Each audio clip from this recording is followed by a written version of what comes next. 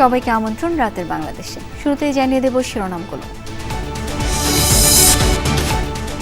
Milestone ট্র্যাজেডিতে আরও 2 শিক্ষার্থী না ফেরার দেশে শোকাবহ পরিবেশে দাফন, দেশজুড়ে নিহতদের জন্য বিশেষ দোয়া।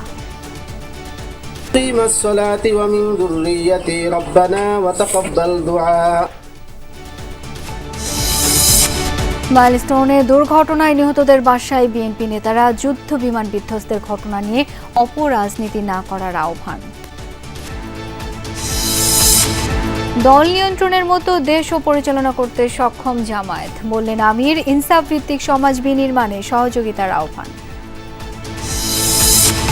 সুনামগঞ্জ সিলেটে এনসিপির পদযাত্রা, বিমানের মতোই ফিটনেসবিহীন দেশের রাষ্ট্র ব্যবস্থা, মন্তব্য নাহিদ ইসলামের।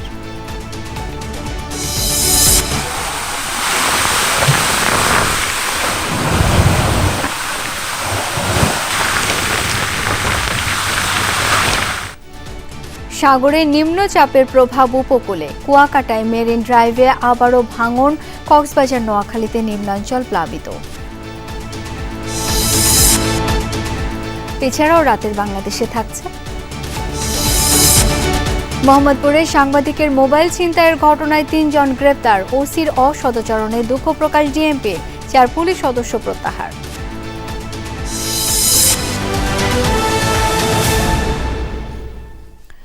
এতক্ষণ শিরোনামগুলো দেখছিলেন, আপনাদের সঙ্গে আছি আমি শাওন দত্ত।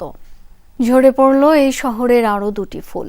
মাইলস্টোন ট্র্যাজেডিতে আজ না ফেরার দেশে আইমান ও মাকিন।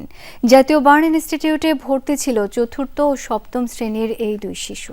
হাসপাতাল কর্তৃপক্ষ জানিয়েছে চিকিৎসাধীন রোগীদের মধ্যে 5 জনের অবস্থা সংকটাপন্ন। তবে আসার কথা হলো 15 জনের অবস্থার উন্নতি হয়েছে। শনিবার থেকে তাদের বাড়ি ফেরানোর প্রক্রিয়া শুরু হবে। অবশেষে বাজলো ছুটির ঘণ্টা। ছোট্ট আয়মান হেলিকপ্টারে যাবে দাদা বাড়ি। তবে এ যাত্রা পরিবারের জন্য মোটেও সুখকর নয়। মাইলস্টোন স্কুল অ্যান্ড কলেজের বিমান বিধ্বস্তের ঘটনায় 10 বছরের ছোট্ট শরীরের 45 ভাগই ঝলসে যায়। 4 দিন মৃত্যুর সঙ্গে পাঞ্জা লড়ে সকাল 9টার কিছু পর তাকে মৃত ঘোষণা করে জাতীয় বার্ন ইনস্টিটিউট।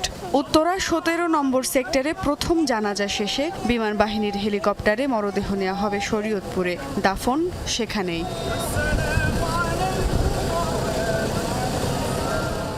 এক ব্রিফিংয়ে হাসপাতাল কর্তৃপক্ষ জানায়, ভর্তির দিনও স্বাভাবিকভাবেই কথা বলছিল আয়মান। হঠাৎই তার শারীরিক অবস্থার অবনতি হয়। গতকালকে রাতে ওনাকে আমরা বলেছিলাম যে সিভিয়ার ক্যাটাগরিতে ছিল, কিন্তু রাতে আমরা শিফট করে ওটাকে ক্রিটিক্যাল ক্যাটাগরিতে নিই এবং সাথে সাথে ভোর 5টার দিকে ওকে আমরা ইন্টিউবেশনে দিই। এরপরে সকাল 9:15টার সময় আসলে ওর মৃত্যুটা আমরা নিশ্চিত করতে পারি। দুপুরে ঝরে যায় আরও একটি ফুল। 7ম শ্রেণীর মাকিন সরকারকেও মৃত ঘোষণা করেছে বার্ন ইনস্টিটিউট। ছেলেটার বয়স হয়েছিল মাত্র 13 বছর। মাকিনের ব্যাপারেও আমি নিজে উপস্থিত থেকে তার লাশ হস্তান্তর করেছি এবং গাজীপুরের সিভিল সার্জনকে বলে দেওয়া হয়েছে উনি তাদের যাতে ভালোভাবে কবরের ব্যবস্থা করা যায় সেটা করবেন উনি। বার্ন ইনস্টিটিউটে ঝুঁকিমুক্ত 15 জন শনিবার থেকে তাদের বাড়ি ফেরানোর প্রক্রিয়া শুরু হবে। অন্তত 15 জনকে রিলিজ দেওয়ার মতো অবস্থানে আসছে, কিন্তু আমরা এটাকে পর্যায়ক্রমিকভাবে দিব। দগ্ধদের চিকিৎসায় সকাল থেকেই সমন্বয় করে সিঙ্গাপুর ও চীনের বিশেষজ্ঞ দল কাজ করছে। তবে কোনো রোগীকে এখনই বিদেশ নেয়ার পরামর্শ তারা দেননি বলে জানালেন স্বাস্থ্যের ডিজি। অনেকে এখনো 6 জনের মতো যারা আছে তারা অত্যন্ত সংকটপূর্ণ আছে। মাঝে যারা আছে তাদের আমরা আলাপ করে দেখেছি, তারা বলছে যে বিদেশে যাওয়া জরুরি না। সংশ্লিষ্টরা জানান, এখন নতুনভাবে ব্লাড বা স্কিন ডোনারের প্রয়োজন নেই। চিকিৎসার সব ব্যয়ভারও বহন করছে সরকার। এই শোকের কোনো সান্ত্বনা হয় না, এই সান্ত্বনার কোনো ভাষা হয় না। শুধু চাওয়া এতটুকুই, এমন সান্ত্বনা দেওয়ার মতো ঘটনা যেন আর না ঘটে। সুমাইয়া ঐশী, যমুনা নিউজ, ঢাকা। মাইলস্টোনে বিমান বিধ্বস্তের ঘটনায় নিহত মাহিয়াকে মেহেরপুরে ও রাইসাকে ফরিদপুরে দাফন করা হয়েছে। এদিকে আশুগঞ্জে শিক্ষক মাসুকা বেগমের কবরে আলাদাভাবে শ্রদ্ধা জানিয়েছে বিএনপি ও বিমান বাহিনী। বার্ন ইনস্টিটিউটে চিকিৎসাধীন অবস্থায় বৃহস্পতিবার বিকেলে মারা যায় মাইলস্টোনের শিক্ষার্থী মাহিয়া তাসনিম। এরপর মরদেহ প্রথমে চুয়াডাঙ্গায় দাদার বাড়ি, সকালে নেওয়া হয় নানা বাড়ি মেহেরপুরের মুজিবনগরে। সেখানে দাফন করা হয় তাকে। প্লেন অ্যাক্সিডেন্টে দগ্ধ হয় এবং সে হাসপাতালে থেকে মৃত্যুবরণ করে। তাদের যুদ্ধ বিমান আবাসিক এলাকায় কেন চালাইছে তারা জানে না 60 বছরের আবাসিক পুরনো যুদ্ধ বিমান কেন চালাইছে। ফরিদপুরের আলফাডাঙ্গার বাজরা গ্রামের শামসুল উলুম মাদ্রাসা মাঠে জানাজা অনুষ্ঠিত হয়েছে রাইসা মনির। এতে স্থানীয়দের পাশাপাশি অংশ নেয় প্রশাসন ও সেনাবাহিনী। পরে বাজরা কবরস্থানে সমাহিত করা হয় মাইলস্টোনের এই শিক্ষার্থীকে। আমি দেখেই চিনছি যে এটা আমার মেয়ে। আমি এসে বললাম যে ভাই আমার এই বাচ্চাটা আমার এই বাচ্চাটা দিয়ে দেন। ওনারা আশ্বাস দিল যে ঠিক আছে, তাহলে ডিএনএ টেস্টে দিয়ে যান, আমরা এটা শেষ করে আপনারা দিয়ে দেবো। শনাক্ত করার পরেও তারা দেয় নাই। ডিএনএ টেস্ট করছে, ডিএনএ টেস্ট করার পরে এই বিগত 4 দিন পরে আমরা আজকে গতকালকে পেয়েছি। রাজধানীর উত্তরার 17 নম্বর সেক্টরের তাফালিয়া মাঠে আইমানের জানাজা অনুষ্ঠিত হয়। এতে অংশ নেন নানা শ্রেণী পেশার মানুষ। পরে বিমান বাহিনীর হেলিকপ্টারে মরদেহ নেওয়া হয় শরীয়তপুরের ভেদরগঞ্জের বাড়িতে। ব্রাহ্মণবাড়িয়ায় মাইলস্টোনের শিক্ষক মাসুকা বেগমের কবরে শ্রদ্ধা জানিয়েছে বিএনপি। এ সময় দলটির যুগ্ম মহাসচিব শহীদ উদ্দিন চৌধুরী অ্যানি বলেন, জনবহুল জায়গায় বিমান প্রশিক্ষণের সুযোগ নেই। জনবহুল এলাকায় আসলে কোনোভাবেই তো প্রশিক্ষণ করা যায় না। প্রশিক্ষণ বিমান উড্ডয়নের জায়গায় এখানে নয়, এটা জনবহুল এলাকার বাইরে। এই ধরনের মহড়া হওয়ার ক্ষেত্রে যে বিচ্ছিন্ন এলাকা, শান্তিপূর্ণ এলাকা, সেই জায়গায় হওয়া উচিত ছিল। একই সময় বিমান বাহিনী প্রধানের পক্ষ থেকেও মাসুকা বেগমের কবরে শ্রদ্ধা জানানো হয়েছে। এ সময় কর্মকর্তারা বলেন, দেশবাসী তার আত্মত্যাগ আজীবন মনে রাখবে। আফরোজা লামিয়া, যমুনা নিউজ। যুদ্ধ বিমান বিধ্বস্তের ঘটনায় নিহত শিশু তাসমিন আফরোজ আইমানকে শরীয়তপুরে দাফন করা হয়েছে। শুক্রবার সন্ধ্যায় ভেদরগঞ্জ উপজেলার নারায়ণপুর গ্রামে পৌঁছায় আইমানের মরদেহবাহী অ্যাম্বুলেন্স। বাদেশা জানাজা শেষে দাফন করা হয় পারিবারিক কবরস্থানে। শেষবারের মতো তাকে দেখতে ভিড় করেন স্বজন ও স্থানীয়রা। 3 বোনের মধ্যে বড় 10 বছর বয়সের আইমান মাইলস্টোন স্কুল অ্যান্ড কলেজের 4র্থ শ্রেণীর শিক্ষার্থী ছিল সে। দুর্ঘটনার দিন স্কুল শেষে মাঠের দোলনায় খেলছিল আইমান।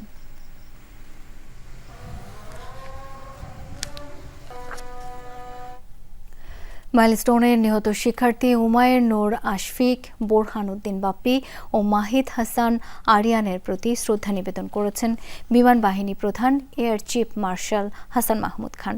সকালে দিয়াবাড়ি তারারটেক মেইন রোডে তাদের পারিবারিক কবরস্থানে যান তিনি।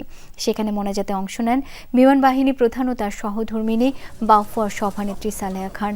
নিহত 3 শিশুর পরিবারকে সান্ত্বনা দিতে তাদের বাসায় যান। যে কোনো প্রয়োজনে নিহত আহতদের পরিবারের পাশে থাকার প্রতিশ্রুতি দিয়েছেন বিমান বাহিনী প্রধান air chief marshal Hasan Mahmud Khan. পরে রাজাবাড়ি পুকুরপাড় এলাকায় আরও এক পরিবারের সাথেও সাক্ষাৎ করেন তিনি।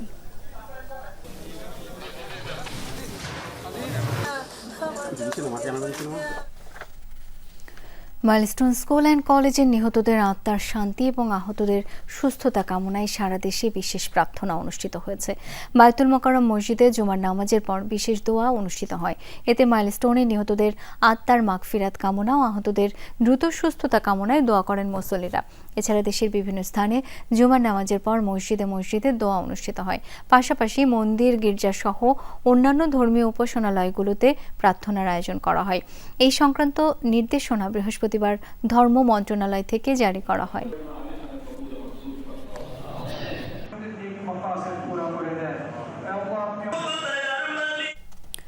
আজও বিমান বিধ্বস্তের স্থান দেখতে উৎসুক জনতার ভিড়।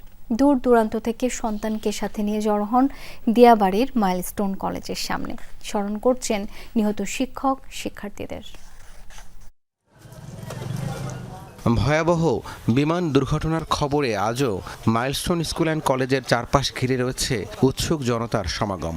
দূর দূরান্ত থেকে অনেকে এক নজর দেখতে এসেছেন এই শিক্ষা প্রতিষ্ঠানটি। না, খুব খারাপ লাগছে, সেটা তো আর প্রকাশ করতে পারছি না। সেজন্য আমি আসছি এটা একটু দেখতে। অনেক জনগণ তো আশা করে আইসে দেখতে লাগে, তো খুলে না দেয় না যেতে লাগে যে আমার নাতনি মনে কিছু, কিন্তু আল্লাহর রহমত যেভাবে বেঁচে গেছে, কিন্তু এদের সমস্যাটা হয়েছে আর কি। এটা একটু দেখতে আসছি, যে দেখি তাহলে একটু দেখতে আসছি, বাচ্চাদের কষ্ট বলতে পারতেছি না। গত দুদিন উৎসুক লোকজনের প্রবেশ বন্ধ রেখেছিল কলেজ কর্তৃপক্ষ।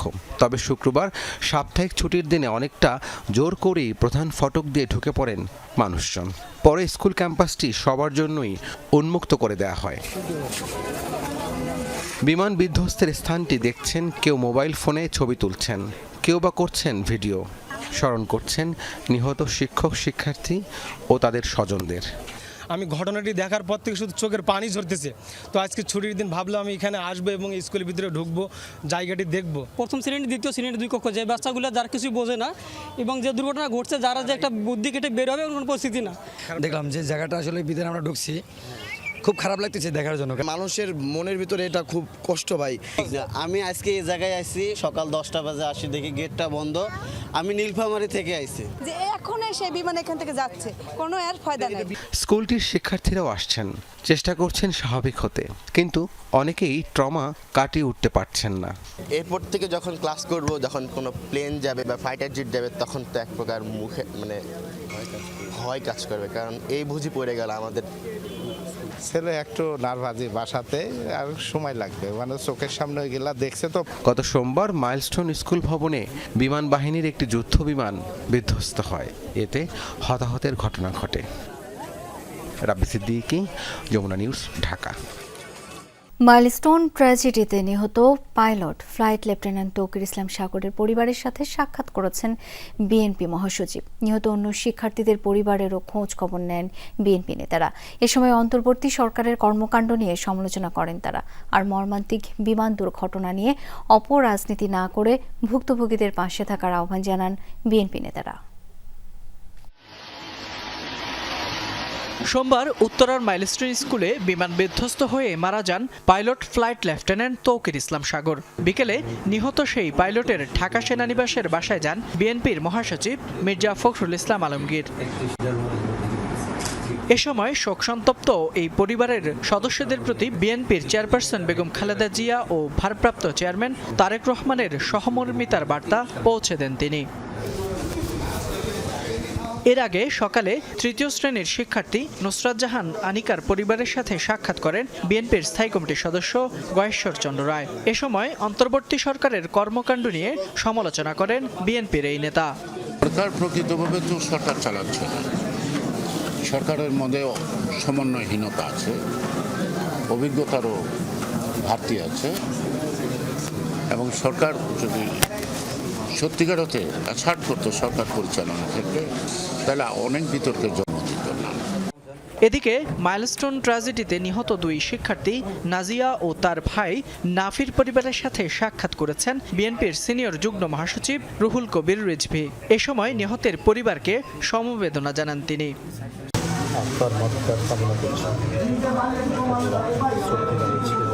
পরিবার, তার বাবা মা সবাই আল্লাহ যেন শক্তি দেয়, তারা এই শোক সইবার যেন শক্তি দেয়। আমি যথাযথ কর্তৃপক্ষ এবং আমাদের দলের ভাই সবাইকে আমি এটা জানাবো, স্থায়ীভাবে খবর করতে। দুপুরে তুরাগ থানার নয়ানগরে একই দুর্ঘটনায় নিহত সাদিয়া আক্তারের পরিবারের খোঁজ খবর নেন বিএনপির স্থায়ী কমিটির আরেক সদস্য ইকবাল হাসান মাহমুদ টুকু। এরকম মিছিল করে তারপরে সচিবালয়কে আক্রমণ করা দেখি না, এবং তারপরে দেখলাম যে প্রতিটি শক্তি যারা চলে গেছে তাদের স্লোগান হয়, তাতে বোঝা যায় যে কারা এই জিনিস করছে। এবং এই ঘোলাপানি যত ইলেকশন দেরি হবে তত ঘোলাপানিতে মাছ শিকার করা এদের জন্য সুবিধা হবে। মর্মান্তিক এই বিমান দুর্ঘটনা নিয়ে অপরাজনীতি না করে দলমত নির্বিশেষে হতাহত পরিবারের পাশে দাঁড়ানোর আহ্বান বিএনপি নেতাদের। ফয়সাল মাহমুদ, যমুনা নিউজ, ঢাকা। জামায়াত দলকে নিয়ন্ত্রণ করতে পেরেছে, ক্ষমতা পেলে দেশও নিয়ন্ত্রণ করতে পারবে, এমন মন্তব্য করেছেন দলটির আমির ডাক্তার শফিকুর রহমান। তিনি বলেন, পৃথিবীর একমাত্র অসাম্প্রদায়িক ধর্ম ইসলাম। জামায়াতের রাজনীতি হবে মানুষ ও মানবতার কল্যাণে। ইনসাফ ভিত্তিক সমাজ বিনির্মাণে সবার সহযোগিতাও চেয়েছেন জামায়াত আমির। দুনিয়া এখন খুঁজে পাওয়া যাবে না। রাজধানীর চিন্ময়ী সম্মেলন কেন্দ্রে জামাত ইসলামীর ঢাকা মহানগর দক্ষিণের রুকন সম্মেলন। যোগ দেন দলটির আমির ডাক্তার শফিকুর রহমান। যখন আমরা দখলদারিতে যাব না, আমির বলেন, জামাত ইসলামী তার সংগঠন নিয়ন্ত্রণ করতে পেরেছে, ক্ষমতা পেলে দেশও নিয়ন্ত্রণ করতে পারবে। দল ও জাতির সংকটে কখনো দেশ ছেড়ে পালায়নি জামাতের কোনো নেতা। আমরা আশা করি এই দলের হাতে আল্লাহ যদি দেশ পরিচালনার দায়িত্ব দেন, এখন আমরা দল নিয়ন্ত্রণ করেছি, আমরা ইনশাল্লাহ দেশও নিয়ন্ত্রণ করতে পারব। আইন আছে, তার প্রয়োগ নাই। যে আইনটা আছে এইটারও যদি প্রয়োগ থাকতো, সমাজের দুর্নীতি, সমাজের দুর্বৃত্তপনা 10 ভাগের 1 ভাগে নেমে আসত। প্রধান অতিথির বক্তব্যে তিনি বলেন, ইসলামে নারীর যে সম্মান দেওয়া হয়েছে অন্য কোনো ধর্মে তা নেই। পৃথিবীর একমাত্র অসাম্প্রদায়িক ধর্ম ইসলাম। এখন আমাদের বিভিন্ন ধর্মের ভাইয়েরা আসছেন আমাদের সাথে ওপেন মঞ্চে, পাবলিক মিটিংয়ে, তারা নিজের থেকেই বলছেন 54 বছর জামাত ইসলামের কোনো নেতাকর্মী আমাদের 1 ইঞ্চি জমি চলে বলে কৌশলে আমাদের কাছ থেকে কেড়ে নেয় নাই, আমাদের কোনো বোনের ইজ্জতে, আমাদের কোনো মেয়ের ইজ্জতে হাত দেয় নাই, আমাদের ঘর বাড়িতে আক্রমণ চালায় নাই। গত 54 বছরেও বাংলাদেশের একজন নাগরিকের প্রতিও অবিচার করেনি জামাত, দাবি করে ইসলাম ও দেশপ্রেমিক সবাইকে সঙ্গে নিয়ে পথ চলার আশাবাদ ব্যক্ত করেন আমির। আমরা সমাজ বদলের বাস্তব স্বপ্ন দেখি এবং আমরা কথায় ছিড়া বিজাতে চাই না। হাসিবুল করিম বিজয়, যমুনা নিউজ, ঢাকা। এদেশে যেমন বিমানের ফিটনেস নেই, তেমনি ফিটনেস নেই রাষ্ট্র ব্যবস্থারও, এমন মন্তব্য করেছেন এনসিপি নেতারা। মাসব্যাপী পদযাত্রায় শুক্রবার সিলেট ও সুনামগঞ্জে তারা রাষ্ট্র সংস্কারের অঙ্গীকার পুনর্ব্যক্ত করেন। জুলাই সনদ আদায়ে 3 আগস্ট সবাইকে ঢাকায় জড়ো হওয়ার আহ্বান জানান এনসিপি নেতারা।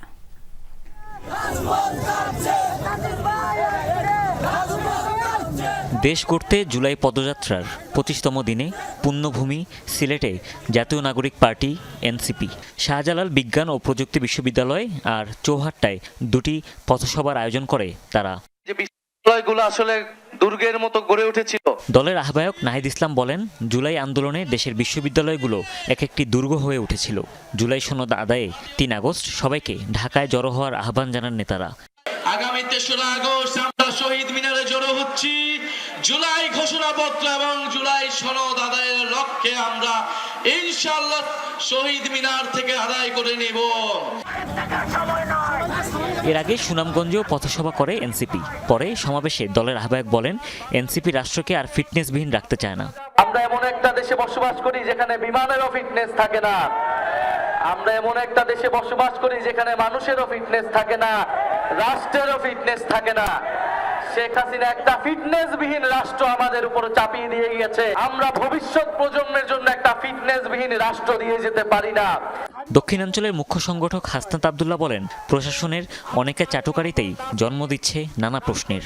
একটা পক্ষ রয়েছে যারা হচ্ছে সুবিধাভোগী, যারা হচ্ছে তেলবাজ, যারা হচ্ছে চাটার দল, তারা সবসময় প্রশাসনকে তারা হচ্ছে বিতর্কিত ভূমিকায় অবতীর্ণ করে। শনিবার মৌলভীবাজারে পথসভা ও গণসংযোগের কথা রয়েছে জাতীয় নাগরিক পার্টির। হুমায়ুন রশিদ, যমুনা নিউজ। সাগরে নিম্নচাপের প্রভাব পড়েছে উপকূলে। উত্তাল ঢেউয়ে কুয়াকাটা ও টেকনাফে মেরিন ড্রাইভে দেখা দিয়েছে ভাঙন। কক্সবাজার, নোয়াখালী সহ উপকূলীয় বিভিন্ন এলাকার নিম্নাঞ্চলে ঢুকেছে জোয়ারের পানি, এতে দুর্ভোগে মানুষ। নিম্নচাপের প্রভাবে উত্তাল সাগর, প্রবল বেগে তীরে আছড়ে পড়ছে ঢেউ, আবারও ভাঙছে কুয়াকাটার মেরিন ড্রাইভ। শুক্রবার বিকেলে 0 পয়েন্টের পূর্ব পাশে মেরিন ড্রাইভের বেশ কিছু অংশ ভেঙে পড়ে। ঢেউয়ের তোড়ে ভেসে যায় শুটকি মার্কেটের দোকানের বিভিন্ন সামগ্রী। কুয়াকাটার উত্তাল সাগরের মাঝেই সৈকতে নামেন পর্যটকরা। প্রবল স্রোতে ঢাকার নবাবগঞ্জের তানভীর ভেসে যান, তাকে উদ্ধার করে জেলেরা।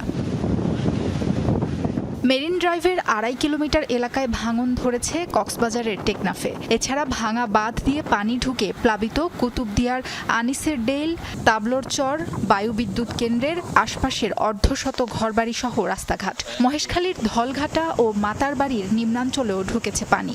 ঝুঁকি প্রবণ এলাকাগুলোতে আমরা যারা অধিবাসী আছেন পাহাড়ে, তাদেরকে সরে আসার জন্য নির্দেশনা দেওয়া হচ্ছে এবং শেল্টারগুলো রেডি রাখা আছে। প্লাবিত হয়েছে নোয়াখালীর হাতিয়ার নিম্নাঞ্চল। এছাড়া জেলা সদর সহ বিভিন্ন উপজেলার নিচু এলাকায় বৃষ্টিতে তৈরি হয় জলাবদ্ধতা। ভোলায় ডুবেছে জেলেবাহী ট্রলার। পটুয়াখালীর বাউফলের বিভিন্ন এলাকাও জলমগ্ন হয়েছে। শুক্রবার দুপুরে সাতক্ষীরায় কপোতাক্ষ নদের বেড়িবাঁধে দেখা দেয় ফাটল। পানি ঢুকতে থাকে লোকালয়ে। পরে স্থানীয়রা স্বেচ্ছাশ্রমে বাঁধ মেরামতের চেষ্টা চালান। আমরা 2-300 লোক এখানে আমরা ওই পলর ভিতরে ঢুকতে এক জায়গায় ঢুকি আর এই জায়গাতে পানি ঢুকে। এতে যদি ব্যবস্থা না নেওয়া হয় তা রাত্রে হয়তো আমরা প্লাবিত হয়ে যাব। উপকূলীয় এলাকায় স্থানীয় 3 নম্বর সতর্ক সংকেত দেখিয়ে যেতে বলেছে আবহাওয়া অফিস। সাবরিনা লিজা, যমুনা নিউজ। দর্শক, এ পর্যায়ে আপনাদের নিয়ে যেতে চাই ঠিক 1 বছর আগে। 24-এর 25 জুলাই রাস্তায় তখন ব্যস্ততা কম। রাস্তার মোড়ে মোড়ে সেনাবাহিনী, নৌবাহিনী আর পুলিশ। কারফিউ চলছিল তখন, নেই নতুন সংঘর্ষের ঘটনাও। এমন দিনে ক্ষতিগ্রস্ত মেট্রো রেল দেখতে গিয়ে শেখ হাসিনার চোখের পানি ফেলার সেই দৃশ্য মনে আছে? তখনও কিন্তু ডিবি কার্যালয়ে বন্দী ছিল 4 সমন্বয়ক। বাকিদেরও খুঁজছে হাসিনার গোয়েন্দারা। এমন পরিস্থিতিতে কিভাবে যাতায়াত করতেন বাকি সমন্বয়করা, এসবই জানবো সুমাইয়া ঐশীর রিপোর্টে। 7 দিন আগে মিরপুর 10 নম্বর গোল চত্বরের পুলিশ বক্সে আগুন দিয়েছিল আন্দোলনকারীরা। এতে ক্ষতিগ্রস্ত হয় সেখানকার মেট্রো রেল স্টেশন। 24-এর এই দিনে মেট্রো স্টেশন পরিদর্শনে যান শেখ হাসিনা। ভাঙা অংশগুলো দেখে ফেলেন চোখের পানি। এটা বিশ্বাস হতে চায় না যে এদেশের মানুষেরা করতে পারে। ওদিকে আন্দোলনে প্রাণ যাওয়াদের রক্তের দাগ তখনও শুকোয়নি। আহতরা কাতরাচ্ছেন হাসপাতালে। শিক্ষার্থীদের মারিয়ে মেট্রো নিয়ে শেখ হাসিনার এই চোখের পানি ভালোভাবে নেয়নি জেনজি। ফলে সীমিত ইন্টারনেটেই শুরু হয় ট্রোল, ব্যঙ্গচিত্র। আন্দোলনের বিভিন্ন সময় হেলিকপ্টার থেকে গুলি করতে দেখা যায় র্যাবকে। তবে এদিন এর সম্পূর্ণ ভিন্ন ব্যাখ্যা দিয়েছিল বাহিনীটি। হেলিকপ্টার থেকে টিয়ার শেল এবং সাউন্ড গ্রেনেডের মাধ্যমে তাদেরকে ছত্রভঙ্গ করা হয়। এখানে কোনো ধরনের কোনো ফায়ার বা কোনো লিথাল ওয়েপন এখান থেকে ব্যবহার করা হয়নি। শিক্ষার্থীদের ক্ষত উপেক্ষা করে এদিন বক্তব্য দেন ওবায়দুল কাদের ও তাপস। ডিবি হারুনুর রশিদ সাংবাদিকদেরকে ডেকে জানান, আন্দোলনে পুলিশ ছাত্রলীগ হত্যায় নাকি পুরস্কার ঘোষণা করা হয়েছিল গোপনে। উপরে নির্দেশ পান মেসেজের মাধ্যমে যে ভাঙচুর করলে কত টাকা, আগুন লাগালে কত টাকা, ছাত্রলীগ মারলে কত টাকা, পুলিশ মারলে কত টাকা। কারফিউ চলমান, সংঘর্ষের কোনো ঘটনাও দেখা যায়নি। ডিবি কার্যালয়ে বন্দী 4 সমন্বয়ক। বাকিদেরও তখন হন্যে হয়ে খুঁজছে শেখ হাসিনা সরকারের গোয়েন্দারা। এমন ঝুঁকিপূর্ণ সময়ে যোগাযোগ করতে কিভাবে যাতায়াত করতেন সমন্বয়করা? প্রথমত আমরা ট্রাভেলটা করতাম সূর্য ওঠার যে ফজরের টাইমটা যেটা, সেই সময়। কারণ আমরা জানতাম যে সারা রাত জুড়ে টহল চলার সময় ওই সময়ের ভিতরে হলো গিয়ে ডিউটিটা শিফট হয়। এই সময়ের ভিতরে নামাটা আছে, মাস্ক পরতাম, করতাম। কোনো সময় এমনও হয়েছে যে বোরখা পরতে হয়েছে, হাই হিল পরে যেতে হয়েছে। সাংবাদিকদের গাড়ি আমাদের জন্য অনেক বেশি সেফ ছিল আর কি। সাংবাদিক ভাইয়েরা তখন আর নিজেরাই তখন মানে আগ্রহ নিয়ে বলতো যে আসো, তোমাদেরকে আমাদের গাড়িতে আসো, আমরা তোমাদেরকে এক জায়গায় ড্রপ করে দিই, একটা নিরাপদ জায়গায় পৌঁছে দেই। সমন্বয়করা বলেন, আন্দোলনে একক কোনো নেতা ছিল না। জেনজির এই নব্য কৌশলকে বুঝতে ভুল করে হাসিনা সরকার। এখানে হচ্ছে কয়েকটা লেয়ারে কিন্তু নেতৃত্বের ধাপগুলো ছিল। তো যে কাউকেই বা আন্দোলনের শুরুর দিকে 20 জনকেও যদি তুলে নিয়ে যাওয়া হতো তাহলে কিন্তু আন্দোলনটা থেমে থাকতো না, এই আন্দোলনটা কিন্তু পরিচালিত হতো। কারফিউ জারি করে আন্দোলনকে দমিয়ে দেয়া গেছে, এক পর্যায়ে এমন ধারণা তৈরি হয় তৎকালীন সরকারের। তবে জেনজির কৌশল সম্পর্কে তখনও বুঝে উঠতে পারেনি তারা। সুমাইয়া ঐশী, যমুনা নিউজ, ঢাকা। যখনই জনগণ বুঝতে পেরেছে এই সরকার তাদের ইচ্ছাকে ধারণ করে না, তখনই তারা গণবিচ্ছিন্ন হয়ে গেছে। এমনটাই মন্তব্য করেছেন সমাজচিন্তক ফরহাদ মওসার। বিকালে ঢাকা বিশ্ববিদ্যালয়ের আরসি মজুমদার অডিটোরিয়ামে গণ অভ্যুত্থান ও গণসার্বভৌমত্ব, নতুন রাজনৈতিক সম্ভাবনা শীর্ষক আলোচনা সভায় বলেন, সরকার নিজে যে ফাঁদে নিজেকে ফেলেছে সেই ফাঁদ থেকে উদ্ধার পাওয়ার সম্ভাবনা খুবই কম। রাষ্ট্রকে গঠন করার কৌশল নির্ধারণের উপর গুরুত্ব দেন তিনি। রাষ্ট্র সমাজের মধ্যে পার্থক্য বোঝার আহ্বান ছিল বক্তব্যে। এছাড়া বিপ্লব আর গণ অভ্যুত্থানের পার্থক্য তুলে ধরেন তিনি। 8 তারিখের সাংবিধানিক প্রতিবিপ্লবের ফলে যে সরকার গঠিত হয়েছে এটা একদিকে আইনের দিক থেকে অবৈধ, কিন্তু এর ঠিকই আছে যেহেতু সেনাবাহিনী তাকে সমর্থন করছে। এই সমর্থন যে কোনো মুহূর্তে ভেঙে যেতে পারে। আমার যে আশঙ্কা সেটা হচ্ছে যে এই সরকার এখন নিজেই যে ফাঁদে নিজেকে ফেলেছে, এই ফাঁদ থেকে উদ্ধার পাওয়ার সম্ভাবনা খুব কম। রাজধানীর মোহাম্মদপুরে ছিনতাইয়ের শিকার সাংবাদিকের মোবাইল উদ্ধার সহ 3 ছিনতাইকারীকে গ্রেপ্তার করা হয়েছে। ওসির অসদাচরণ সহ পুরো ঘটনায় দুঃখ প্রকাশ করেছে বাংলাদেশ পুলিশ। এই ঘটনায় দায়িত্বে অবহেলার অভিযোগে প্রত্যাহার করা হয়েছে 4 পুলিশ সদস্যকে। বৃহস্পতিবার রাতে মোহাম্মদপুর বেড়িবাঁধ এলাকায় ছিনতাইকারীদের কবলে পড়েন সাংবাদিক আহমদ অদুদ। শরীরে আঘাতের পাশাপাশি ছিনিয়ে নেওয়া হয় তার মোবাইল। থানায় অভিযোগ দিতে গিয়ে পড়েন বিপাকে। ওসি সাহেবকে আমি আমার চিন্তায়ের কথাটা বলি, উনি বললেন যে আপনার কি ফোন চিন্তায় হয়েছে। আমি আমার ফোনের মডেল বললাম, উনি আমাকে নিজের ফোনটা পেছন দিক থেকে এভাবে আমাকে দেখিয়ে বলেন যে আমি একজন ওসি হয়ে এই ফোন ব্যবহার করি, কম দামি ফোন ব্যবহার করি, আপনি যদি এত দামি ফোন নিয়ে ঘুরেন তাহলে তো চিন্তাই হবেই। বিচার পেয়ে যতটা না সন্তুষ্ট, তার চেয়ে ভাইরাল হওয়ার ফলে বিচার পাওয়ায় ততটা বেশি, তার চেয়ে বেশি বিব্রত। যদিও নিজের পক্ষে সাফাই গাইছেন থানার ওসি। কথা ফ্যাব্রিকেটেড করে কথা সেটাকে বড় করা, এটা দুঃখজনক। এই ট্রমাকে কাটিয়ে উনি এই শেষ রাতে বসে যত চমৎকার একটা স্ট্যাটাস দিয়েছেন, আমি ওনার সাফল্য কামনা করি। এই ফোনটা কিন্তু খুব দামি ফোন না, আপনার স্যামসাং S23 এই ফোনের বিষয়ে কি এই বক্তব্যটা কি মানায় কি? গত বছর ওনার পকেট থেকে আইফোন চুরি গিয়েছিল, তখন আমি বলি যে আসলে আইফোন দামি জিনিস, এগুলো আসলে সাবধানে ব্যবহার করা উচিত। পুলিশের এমন অপেশাদার আচরণে ভুক্তভোগী নিজের ক্ষোভ তুলে ধরেন সামাজিক মাধ্যমে। মুহূর্তেই ভাইরাল স্ট্যাটাস, ওঠে নিন্দার ঝড়। দায়িত্ব অবহেলার প্রাথমিক প্রমাণ মেলায় এসআই জসিম ও আনোয়ারুল এবং কনস্টেবল নুরুন্নবী ও মাজেদুলকে প্রত্যাহার করা হয়। তবে বহাল তবিয়তে ওসি। অভিযোগ থাকলেও নেওয়া হয়নি কোনো ব্যবস্থা। পুরো ঘটনায় দুঃখ প্রকাশ করেছে বাংলাদেশ পুলিশ। এদিকে মোবাইল ছিনতাই ও হামলার ঘটনায় 3 জনকে আটক করা হয়েছে। যে 4 জনকে আমার অফিসে ক্লোজ করা হয়েছে, তাদের বিষয়ে এডিসি তেজগাঁ জোন জনাব আলমগীর কবির, তিনি অনুসন্ধানকারী কর্মকর্তা হিসেবে বিষয়টি অনুসন্ধান করবেন এবং জরুরি ভিত্তিতে উনি রিপোর্টটি প্রদান করবেন। ওসি সাহেবের বিরুদ্ধে কি তদন্ত হচ্ছে? সামগ্রিক বিষয়ে তো তদন্ত হবে।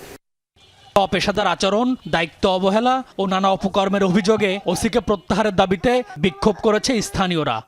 প্রচুর পরিমাণে চাঁদাবাজি এবং ছিনতাই হচ্ছে। আপনারা কি বলতে পারবেন এই গত 1 বছরে কয়জন চাঁদাবাজ ওনারা গ্রেফতার করতে পেরেছেন? এখানে মানববন্ধন করতে আসলে একটু আগে আপনারা জানেন আমাকে তিনি তার লোক দিয়ে ফোন দিয়ে আমাকে লাইফ থ্রেট দিয়েছেন। আমরা যদি কোনো অভ্যুত্থানের পরে এমনি ভাবে আইনি সুরক্ষা থেকে বঞ্চিত হতে থাকি, আমরা কিন্তু 5ই আগস্টের গণ অভ্যুত্থান করা নাগরিক। আমরা আইনের শাসন এবং আইনের অধিকার কিভাবে আদায় করে নিতে হয় আমরা জানি।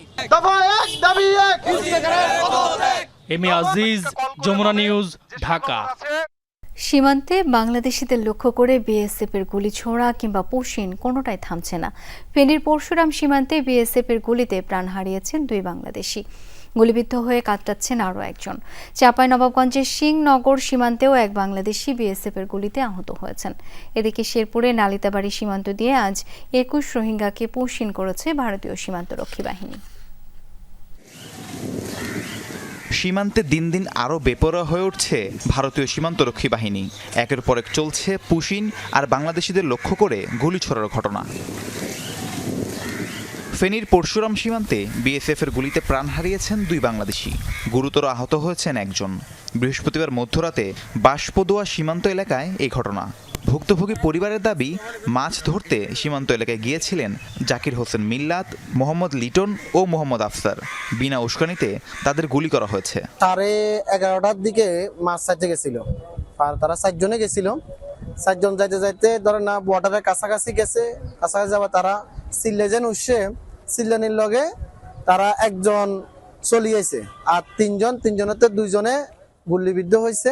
ইন্ডিয়াতে একজন লাশ নিয়ে গেছে, তারা তো অতীতে এরকম কাহিনী হয়েছে, লাশ নিয়ে যাওয়ার পর তারা অস্বীকার করে, কিন্তু এটা নিয়ে যাওয়ার সময় কিন্তু দেখছি। বিজিবি জানায় রাত 12:30টায় তাদের লক্ষ্য করে গুলি ছোড়ে বিএসএফ এর সদস্যরা। গুলিবিদ্ধ হন 3 জনই।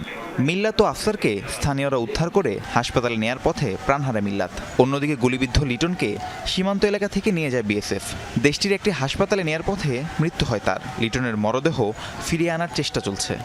বাঁশপদুয়া এলাকায় 2164 12 পিলার নাম্বার আমার গুতুমা বিউপির দায়িত্বপূর্ণ এলাকায় একটি অপ্রীতিকর ঘটনা ঘটে। যেটা কোনোভাবে কাম্য নয়। আমাদের বাংলাদেশি নাগরিক গুলিবিদ্ধ হয় বিএসএফ কর্তৃক। আমরা মিল্লাতকে এখানে আসার আগে মৃত হিসাবে আমরা পাই, আর আফসার ওনাকে আহত হিসাবে পাই। চাঁপাইনবাবগঞ্জের সিংনগর সীমান্তে বিএসএফের গুলিতে আহত হয়েছেন পণ্ডিতপাড়া গ্রামের মোহাম্মদ সেলিম। বৃহস্পতিবার ভোরে কয়েকজন সীমান্ত এলাকায় গেলে তাদের লক্ষ্য করে গুলি চালায় দৌলতপুর বিএসএফ ক্যাম্পের সদস্যরা। গুলিবিদ্ধ সেলিমকে উদ্ধার করে হাসপাতালে ভর্তি করে স্থানীয়রা। গুলির সাথে সমানে চলছে পুশিন। শেরপুরের নালিতাবাড়ি সীমান্ত দিয়ে 21 রোহিঙ্গাকে পুশিন করেছে বিএসএফ। গভীর রাতে নাকোগাঁও এলাকা দিয়ে তাদের বাংলাদেশ ভূখণ্ডে ঠেলে দেয় ভারতীয় সীমান্তরক্ষী বাহিনী। পরে 21 রোহিঙ্গাকে আটক করে বিজিবি টহল দল। গত রাত্রে আপনার রাত 1টার দিক দিয়ে আপনার ওই ইন্ডিয়া বর্ডার যে আপনার কাকাটাতের বেড়া আছে, এরা উপরে বিএসএফ এটা পুশিং করছে। সকালবেলা শুনতেছি যে ইন্ডিয়া থেকে 3 নম্বর গেট দিয়া আপনার লোক পার করছে 21 জন। আটককৃতদের মধ্যে 5 জন পুরুষ, 5 জন নারী এবং বাকিরা শিশু ও কিশোর। আটককৃত রোহিঙ্গাদের দেয়া তথ্য যাচাই বাছাই করা হচ্ছে। রাহিম সারোয়ার, যমুনা নিউজ। খুলনা প্রকৌশল ও প্রযুক্তি বিশ্ববিদ্যালয় কুয়েটে উপাচার্য হিসেবে নিয়োগ পাওয়ার পর যোগদান করেছেন বুয়েটের মেকানিক্যাল ইঞ্জিনিয়ারিং বিভাগের অধ্যাপক অবসরপ্রাপ্ত ডক্টর মোহাম্মদ মাকসুদ হেলালি। শুক্রবার সন্ধ্যায় বিশ্ববিদ্যালয়ের প্রশাসনিক ভবনে আনুষ্ঠানিকভাবে যোগদান করেন তিনি। এর আগে বিকেলে ক্যাম্পাসে প্রবেশ করে বিভিন্ন দপ্তরের খোঁজ খবর নেন। কুয়েটের ডেপুটি রেজিস্ট্রার আব্দুর রহমান উপাচার্য হিসেবে অধ্যাপক ডক্টর মোহাম্মদ মাকসুদ হেলালি যোগদানের বিষয়টি নিশ্চিত করেন। জানান, শনিবার থেকে নিয়মিত অফিস করবেন উপাচার্য। গতকাল শিক্ষা মন্ত্রণালয়ের মাধ্যমিক ও উচ্চশিক্ষা বিভাগের এক প্রজ্ঞাপনে প্রফেসর মাকসুদ হেলালিকে কুয়েটের উপাচার্য হিসেবে নিয়োগ দেওয়া হয়। পাকিস্তান সিরিজ শেষে বাংলাদেশের ক্রিকেটারদের এখন মাসখানেকের অবসর। এশিয়া কাপের আগে 1 মাস স্কিল ক্যাম্প করবেন ক্রিকেটাররা। যদিও ক্রিকেটারদের চাওয়া এশিয়া কাপের আগে একটা সিরিজ খেলা, বিসিবিও এশিয়ান শ্রেষ্ঠত্বের মিশনে দলকে পাঠানোর আগে একটা সিরিজ খেলাতে চায়।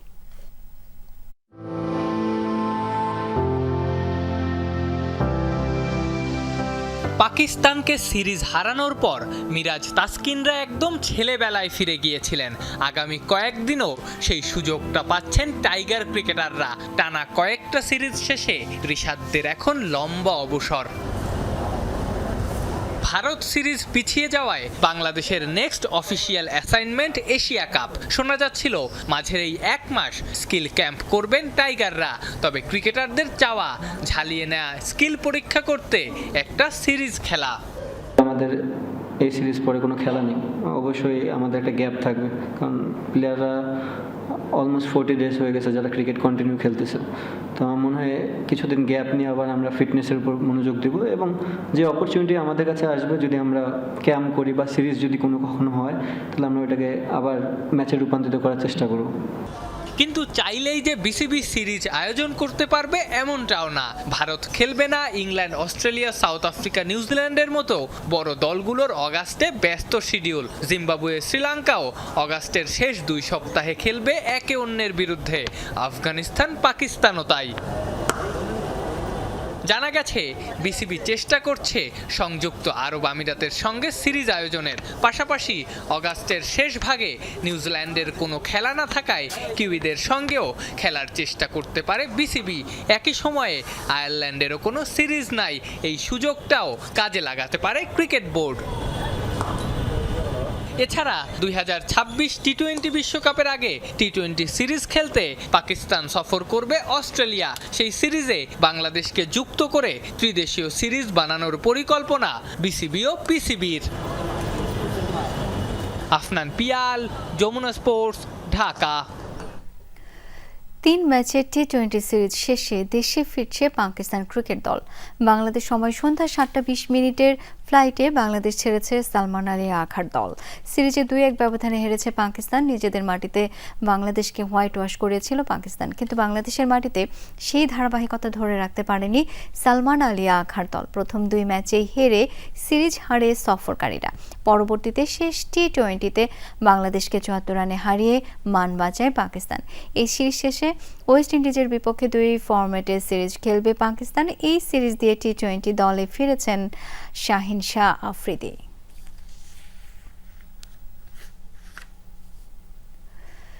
ভারতে বিহারের ভোটার তালিকা থেকে অর্ধ কোটিরও বেশি ভোটারের নাম বাদ দেওয়ার প্রতিবাদে বিক্ষোভে নেমেছেন বিরোধী দলগুলো নেতারা। শুক্রবার দেশটির পার্লামেন্ট প্রাঙ্গণে ক্ষোভ প্রকাশ করেন কংগ্রেস নেতা মল্লিকার্জুন খাড়গে, রাহুল গান্ধী, প্রিয়াঙ্কা গান্ধী সহ বিরোধী দলের বেশ কয়েকজন সংসদ সদস্য। সম্প্রতি রাজ্যের ভোটার তালিকা থেকে প্রায় 52 লাখ ভোটারের নাম বাদ যাওয়ার অভিযোগ তোলে বিরোধী রাজনৈতিক দলগুলো। বুধবার এই ইস্যুতে বিহার বিধানসভায় তীব্র বাকবিতণ্ডায় জড়িয়ে পড়েন রাজনৈতিক নেতারা। নির্বাচন কমিশনের বিরুদ্ধে ভোট চুরির অভিযোগ তোলেন কংগ্রেস নেতা রাহুল গান্ধী।